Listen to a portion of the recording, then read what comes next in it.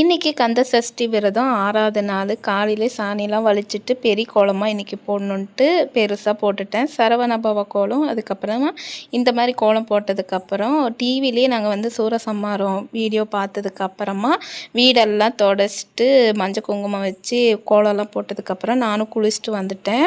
தலையோடு குளிச்சுட்டு வந்ததுக்கப்புறம் ரெடி ஆகிட்டு சாமிக்கு பிரசாதமாக தயிர் சாதமும் அதுக்கப்புறம் திருப்பாகம் ரெசிபி தான் செஞ்சுருந்தேன். அவருக்கு ரொம்ப பிடிச்ச ரெசிபின்னு சொல்லியிருந்தாங்க. யூடியூப் பார்த்து தான் வச்சுருந்தேன். ரொம்ப டேஸ்ட்டாக இருந்துச்சு.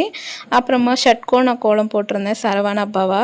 அந்த கோலம் போட்டதுக்கப்புறம் பூவெல்லாம் வச்சு விளக்கு வைக்கல. ஏன்னா நான் அங்கே தான் சாமி கும்பிடணும். கும்பிட்டு முடிச்சதுக்கப்புறம் விளக்கு பற்றி வச்சுக்கலான்ட்டு ஃபஸ்ட்டு சாமி கும்பிட்டுட்டேன். சாமி கும்பிட்டதுக்கப்புறம் ஷட்கோண கோலத்தில் விளக்கெல்லாம் பற்றி வச்சு சாமி கும்பிட்டாச்சு.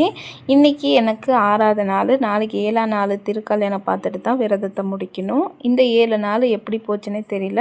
நல்லபடியாக முடிஞ்சிருச்சு. ஆனால் நான் விரதம் இருக்கலை. அது ஒன்று தான் குறை. அதுக்கப்புறம் 9 மாதம் ஆனதுனால ஒரு வீடியோ எடுத்துக்கிட்டோம். இந்த வீடியோ பிடிச்சிருந்தா சப்ஸ்கிரைப் பண்ணி வச்சுக்கோங்க. தேங்க்யூ. பாய்.